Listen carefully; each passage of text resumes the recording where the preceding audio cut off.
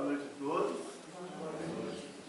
Nós também para dar continuidade, né, ao nosso livro, Os Domínios da Mediunidade, que nós botamos aí as duas capas mais conhecidas. Eu acho que tem mais uma, né, mas não tenho certeza não. Eu achei que botei essas duas aí, que são as mais conhecidas. Né? E hoje nós vamos continuar o capítulo 4, que é Ante o Serviço. O Eliseu começou na semana passada. Ô, Mário, oi. Desculpa, tu vai usar um... Ih, rapaz, olha só. Cadê ele? Mudaram de lugar, eu não sei. Onde é que está o negócio? Eu não sei. O áudio está chegando bem aqui. Tá chegando? Então tá, se os cachorrinhos não lembrarem disso... Os cachorrinhos são médios. Então vamos continuar assim. Depois a gente perde a espiritualidade que coloque o fone de ouvido com o microfone ali de novo. Ai, meu Deus do céu. Então, antes da gente dar início ao nosso estudo, eu vou ficar um pouquinho atrapalhado com esse computador aqui, que é a primeira vez que eu uso ele, eu acho, né? Você entrava naquele jogo velho todo quebradinho. Eu, há 2 semanas atrás, eu deparei com um vídeo no YouTube que fazia essa pergunta: o que aconteceu com o nosso lar 2, os Mensageiros? Filme que inclusive o Luciano já tinha dado a data, né, de que ia ser, e foi modificado. Aí eu já tinha até esquecido disso, porque eu não tive tempo de ver o vídeo naquela hora e acabei esquecendo, mas gratamente, né, a nossa irmã Leila postou semana passada agora, né, um vídeo. Aí eu fui ver e eu trouxe isso aqui, só a capinha do vídeo, não vou passar ele, porque tem 20 e tantos minutos. Essa aí é a chamada do vídeo, para vocês terem noção de como é que está lá no YouTube, tá? Para que vocês assistam essa chamada. Assistam, compartilhem, é muito importante, é muito interessante. Ele vai falar coisas sobre o vídeo, vai explicar por que o filme não saiu, por que o filme foi jogado. Está pronto, segundo ele diz, acho que desde janeiro o filme está pronto, mas resolveram botar para janeiro por questões mais, para adequar mais isso. Inclusive, talvez ao final de setembro, eles reprisem nos cinemas o nosso Lar 1, que é para dar aquele encadeamento para a gente ver. Ele fala também sobre um novo filme que eles estão tentando ver se vão conseguir fazer, que é sobre as Irmãs Fox, o início dos primórdios da doutrina espírita. E esse vídeo eu achei uma coisa muito interessante. Esse filme, ele vai ser de uma forma que nós todos vamos poder entrar com uma pequena doação e aparecer lá no thread. Pode aparecer individualmente, ou a casa espírita que pode realmente se reunir e aparece lá. Como se a gente fosse produtor, né? Isso que fala. Então a ideia é essa. Assistam o vídeo, tá? 30 minutos e alguns segundos lá. É muito bom, muito explicativo, tá bom? Então agora vocês já têm uma ideia do que aconteceu com o vídeo. O filme não foi proibido, ninguém perdeu, não estragou, está prontinho para sair, só esperando o momento mais adequado. Então vamos agora, voltando ao nosso livro, né, como o Eliseu fez na semana passada, a gente vai fazer a mesma coisa, porque esses são capítulos mais longos, né? Então é bom que a gente pegue e dê uma puxadinha no que o outro fez anteriormente. Então esses 2 parágrafos aí são o término da fala do Eliseu na semana passada, capítulo 4, onde ele fez a primeira parte. E aí diz assim: os expositores da boa palavra podem ser comparados a técnicos eletricistas desligando tomadas mentais através dos princípios libertadores que distribuem na esfera do pensamento. Sorriu bem-humorado e prosseguiu. É o áudio, tá? O áudio estava dando essa... Então sorriu bem-humorado e prosseguiu. Em razão disso, as entidades vampirizantes operam contra eles, muitas vezes envolvendo os ouvintes em fluidos entorpecentes, conduzindo esses últimos ao sono provocado para que se lhes adie a renovação. Ele está falando isso de um momento como esse que a gente está vivendo aqui agora. Ou seja, cada estudante aqui, que vem aqui e fala, ele está chamando os expositores da boa palavra. Mas não é só isso, né? Qualquer um de nós aqui pode ser expositor da boa palavra. Então, no local de trabalho, não é pregando, mas é quando alguém vem e faz uma pergunta, a gente tem paciência de responder, de acordo com o ensino que a gente tem, e principalmente pelos nossos atos. Né? E, também no parágrafo de baixo, as entidades vampirizantes, elas estão aqui, mas elas também estão ao nosso redor, em tudo quanto é lugar, na dentro pública, na escola, na família, né? São aqueles que ficam dando chutada na gente, né? Tentando prejudicar o nosso raciocínio e tudo mais, tentando provocar a gente para a gente sair do ponto de equilíbrio. Né?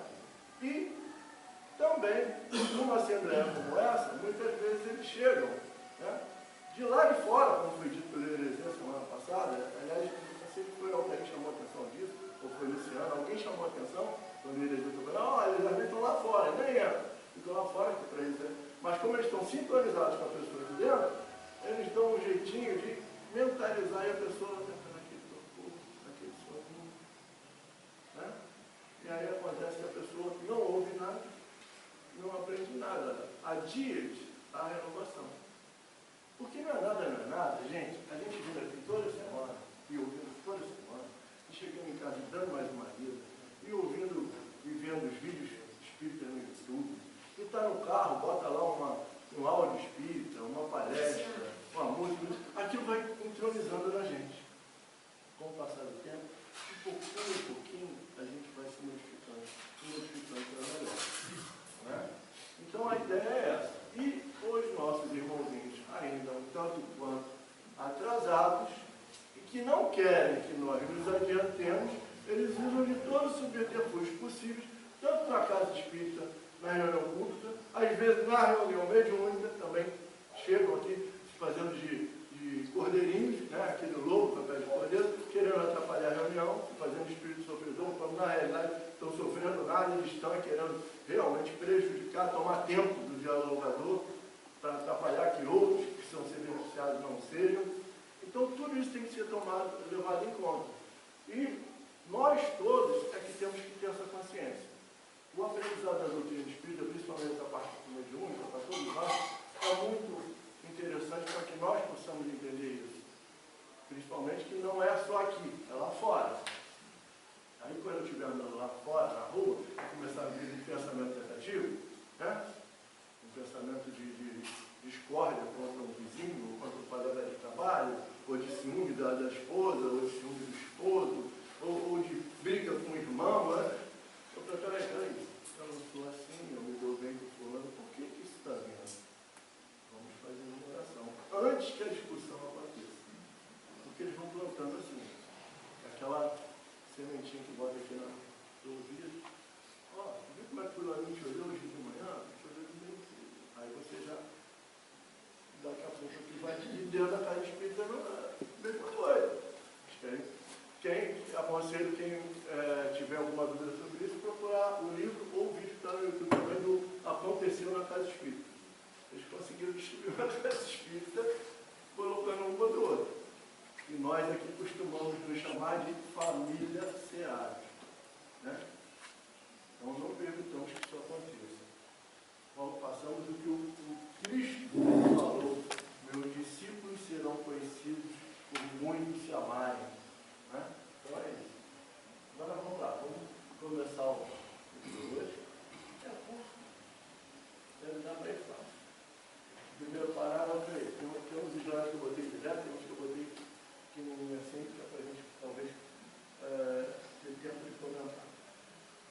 Observando os irmãos retardados não é deficiente mentalmente, porque na semana passada, o Heresia mostra, né, ele falou, que eles iam Aulus, André e Hilário, né, Aulus instrutor, André e Hilário estudante, tinham penetrado a casa espírita, onde ia acontecer uma reunião mediúnica, não era isso?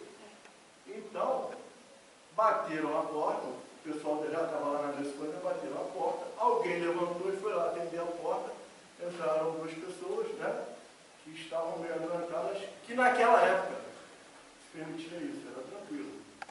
Antigamente, a segunda parte de hoje, por exemplo, podia ter plateia. Hoje em dia, não tem. Quem é que lembra do vídeo da semana passada? O rapaz do vídeo da semana passada comentou isso. 30, 40, eu diria uns 50, porque quando eu já estou com 50 anos de doutrina espírita, eu tenho 14, vou fazer 64 meses que vem agora. Então, quando eu entrei, já estava acabando esse negócio de plateia na mediúnica. Então, 50, 45 anos, chegou-se à conclusão de não se permitir mais essa assistência na mediúnica. E por quê? Semana passada o Eliezer tocou em um dos pontos. Muita gente que ficaria aí ia se assustar. E muitos espíritos que ia vir aqui ia vir com o propósito de tentar assustar a assistência e desequilibrar o ambiente.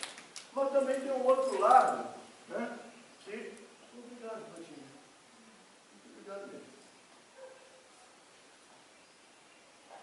Tem outro lado que a gente tem que pensar o seguinte: muitos dos espíritos que vêm aqui não vêm para perturbar, eles vêm porque estão sofrendo, eles vêm para ser socorridos.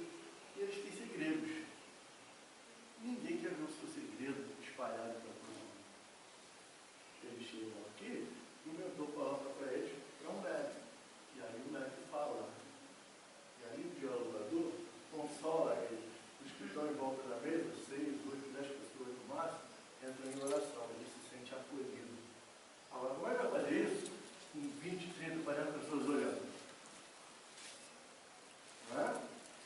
Quando a gente quer contar uma coisa íntima nossa para alguém, a gente chama de lado. Chega aqui na sala, vem cá que eu vou te contar um negócio aqui. Pessoal, não presta atenção não. Não vai fazer isso. Né? Então tem todo esse cuidado que a gente tem que ter. Né? Então é isso. E os retardados, voltando aos retardados, foram os irmãos espíritos que chegaram, sofredores, né? E eles chegaram lá barulhentos, chegaram e tal, conforme eles vão chegando perto da mesa, eles são atingidos pelos raios, né? de luminosidade, de paz do grupo, das orações, e eles se acalmam e ficam quietinhos. Tá? Então são esses que são os retardados. Vamos lá. Os irmãos retardados se abeiravam da mesa num quase semicírculo. Tive a ideia de usar o psicoscópio de modo a examiná-los devidamente ao que Aulas informou prestimoso. Vamos usar o psicoscópio. Capítulo 2, né? O psicoscópio. Que é o psicoscópio? Um óculos que eu olho aqui, o Luiz Jorge, eu sei tudo que o Luiz Jorge está pensando, eu sei como é que ele é, como é que ele vibra. Aí, para que eles botaram esse psicoscópio? Para o André e para o Hilário, que estavam aprendendo, começando a doutrina, não precisaram ficar assim, ó, prestando atenção danada para focar. O psicoscópio botou, olhou, viu. Mas nesse caso, desse não precisava. Porque estava muito aparente ali o estado deles. Então, Aldo vai dizer aqui, a gente vai ver agora, nesse parágrafo, não será preciso. Bastará uma análise atenta para a colheita de resultados interessantes. Ou seja, basta que eles olhem, o Hilário e o André olhem aqueles irmãos e vão perceber o que é que está acontecendo com eles. Não precisa. O encarnado, ele está ali, ó, sentadinho, parecendo que está concentrado. Aí o espírito já tem que focar melhor nele, aí, porque ele é um trabalhador. Aí o psicoscópio facilitava tudo. Por isso que eles escreveram cada médium, né? Nós chegamos à conclusão que a mais completa ali, a mais preparada era a Celina, não é isso? A gente escreveu cada médium da reunião. Mas esse irmão não precisava de psicoscópio. Eu digo, não será preciso. Bastará uma análise atenta para a colheita de resultados interessantes, de vez que nossos amigos estampam no próprio corpo espiritual os sofrimentos que são portadores. Nós que, alguém que já, não sei quem daí já pode ter participado da mediúnica, mas nós que participamos da mediúnica, vemos isso. Não precisa ser vidente, como uma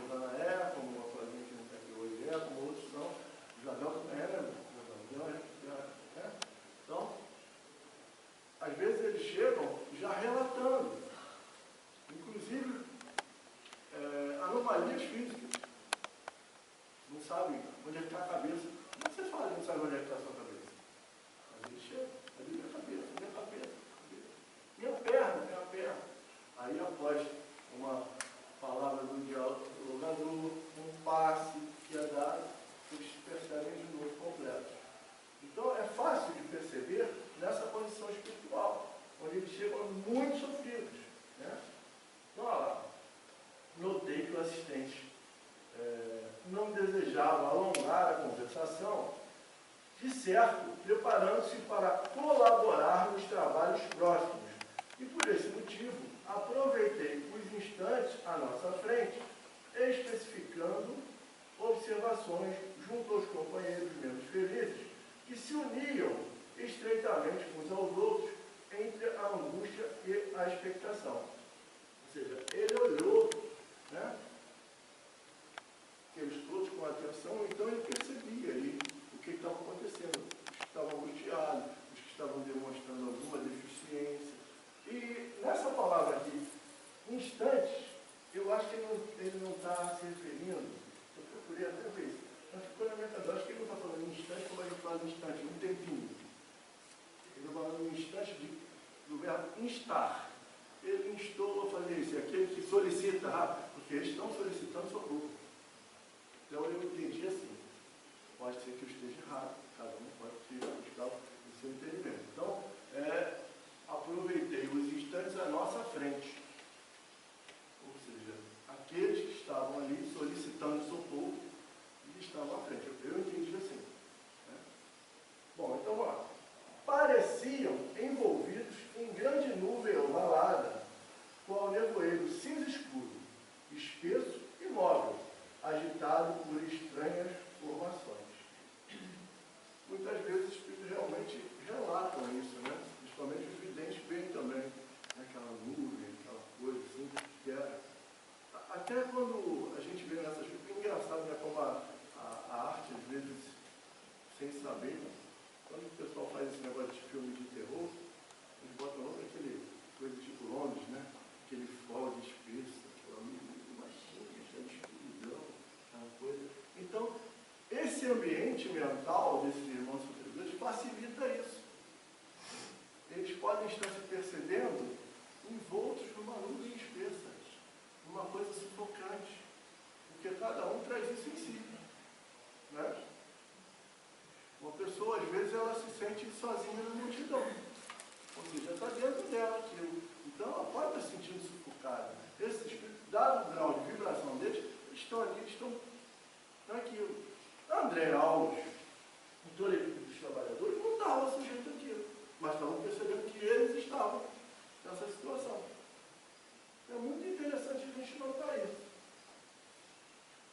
Reparei, em conjunto, notando que alguns deles se mostravam enfermos. Dá para perceber, né? O bichinho chega lá e olha, assim, todo molinho, dá para perceber. Como se estivessem ainda na carne. Membros lesados, mutilações, paralisias e ulcerações diversas eram perceptíveis a rápido olhar. Eu volto para trazer o exemplo para cá das mediúnicas, que às vezes o espírito chega aqui e diz que não está enxergando nada. Não está certo. Como que está certo? Né? Aí o médico bota a mão na frente da cabeça do outro médico aqui, aplica uma energia, o dialogador conversa com ele, né? Faz ele ver, aquilo vai aclarando, começa a enxergar. Alguns chegam aqui tão perdidos que não lembram o próprio nome, não sabem como vieram parar aqui. Aí fala.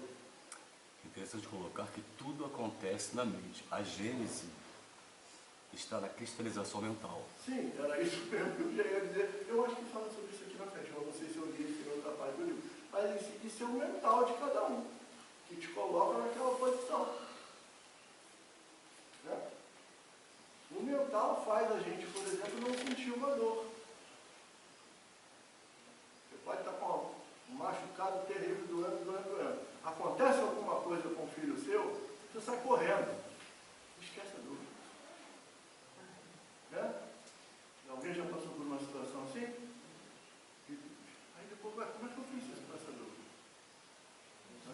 foco. Mudou o foco. Eu sempre falo sobre isso nos atendimentos. É uma coisa que eu digo, a história, vou contar para vocês todas agora, deixa de ser segredo. Não é segredo para todo mundo lá. A história da topada e da dor de cabeça. É justamente isso. Você vê andando pela rua, com aquela enxaqueca, sabe? Aquela que você não consegue nem abrir o olho.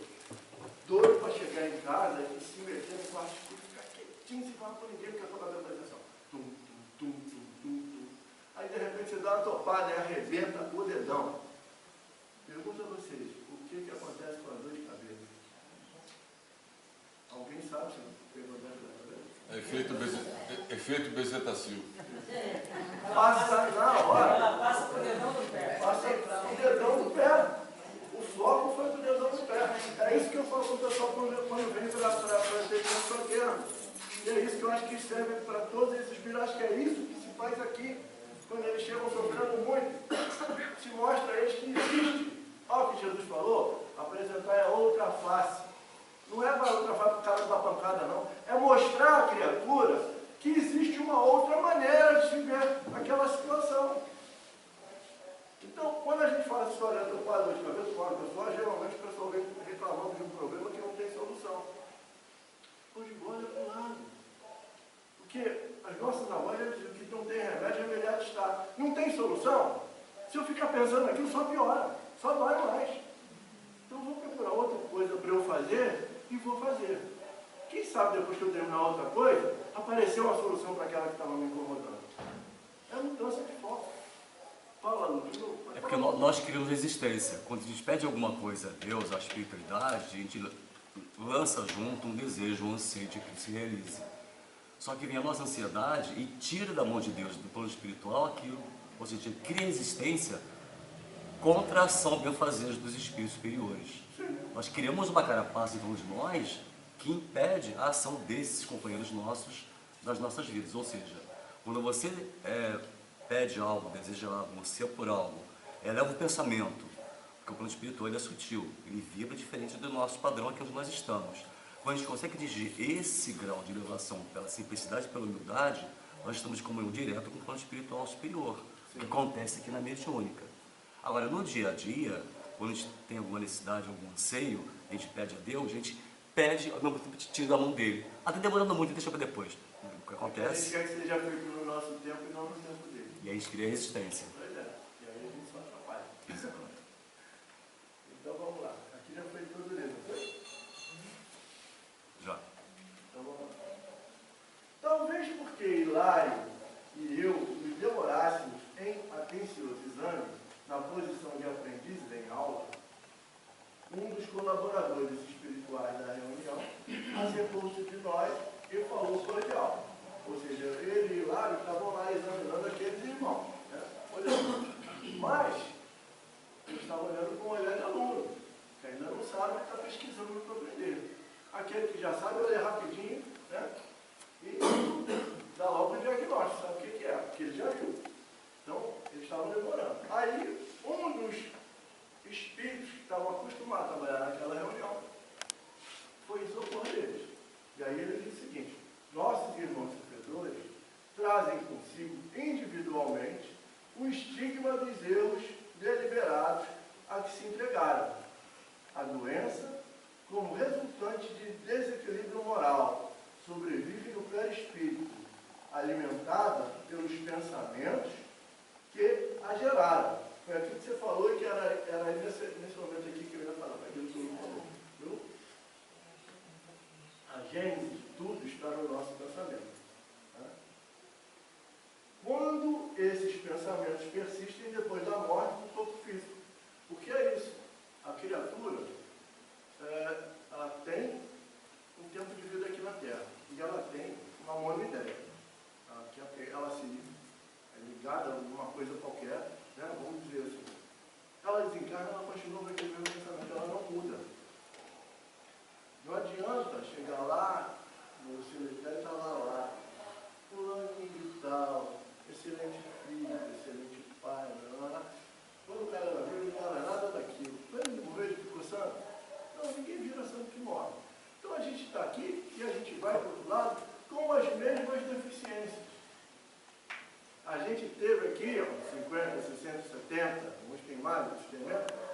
para tentar melhorar, fazer a tal da reforma íntima. A gente está aqui para isso. A gente está aqui, como eu falei na prece, né, para a gente buscar com a doutrina espírita um facilitador para eu fazer essa reforma íntima. Porque se eu estou numa situação em que nada dá certo para mim, né, e eu, nada dá certo materialmente, né, e eu sou materialista e eu estou, tudo quanto coisa que eu tenho que fazer dá errado, eu não conheço nada da doutrina espírita, eu vou ficar igual aquela hiena, né, o rádio, ó vida, ó azar, ó tristeza, ó dor, e não vou conseguir resolver nada e vou me revoltar, né? Não vou acreditar mais em nada. Agora, como eu conheço a doutrina espírita, eu digo, é hora do resgate. Então, ó, acereno e falo aquela célebre frase, que não é, outro dia eu descobri que não é do Luiz Antônio Miller, que eu sempre achei que era dele, mas agora me fugiu o autor da frase, né? Que é a seguinte: entrego, recebo, aceito e agradeço. Não tem remédio, imediato está. Eu vou continuar lutando com todas as minhas forças para sair daquela situação incômoda. Mas não vou me desesperar, não vou brigar contra Deus, não vou dizer que estou sofrendo injustiça, porque a doutrina espírita me ensinou isso. E aí eu vou conseguindo passar por esses percalços com mais tranquilidade.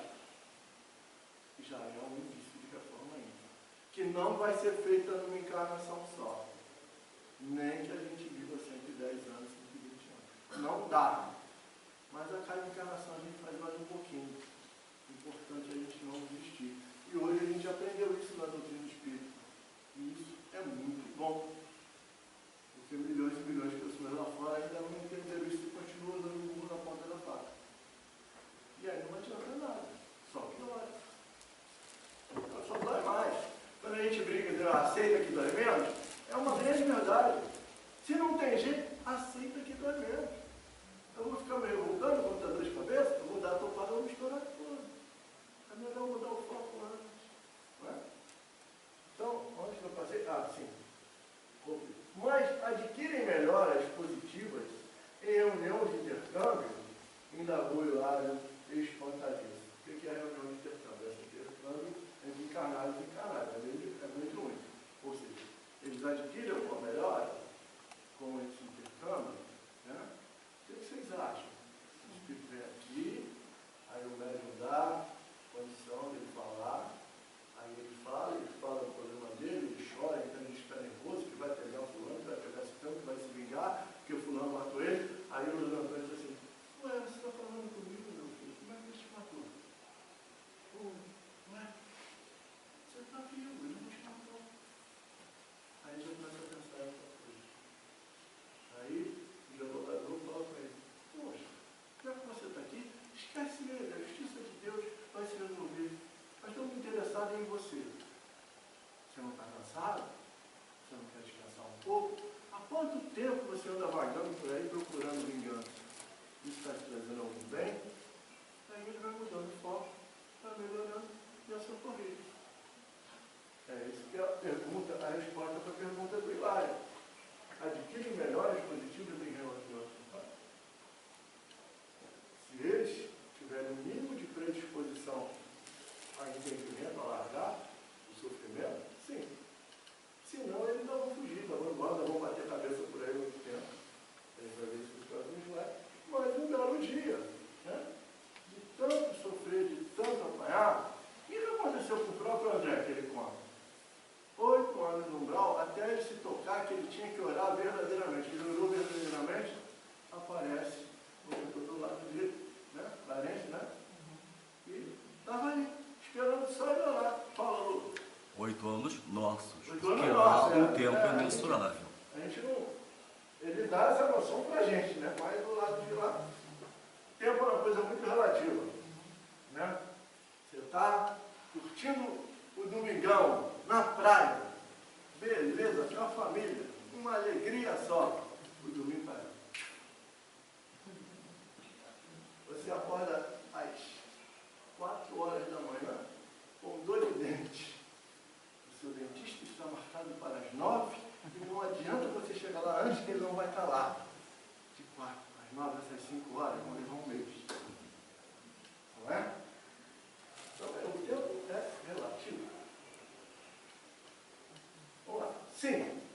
esclarecer. Ih, rapaz, eu estou brincando, o negócio do tempo já foi embora.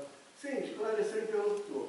Assimilou ideias novas com que passam a trabalhar, ainda que vagarosamente, melhorando a visão interior e instrumentando, assim, novos destinos. Aí, Lu, falei que eu ia falar, ó, a renovação mental é a renovação da vida. Você está tudo na mente. Você mudou o pensamento, mudou você mentalmente, você muda tudo.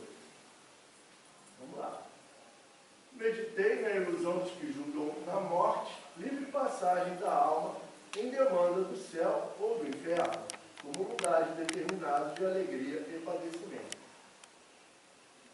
Quão raros na terra se capacitam de que trazemos conosco os sinais de nossos pensamentos, de nossas atividades e de nossas obras.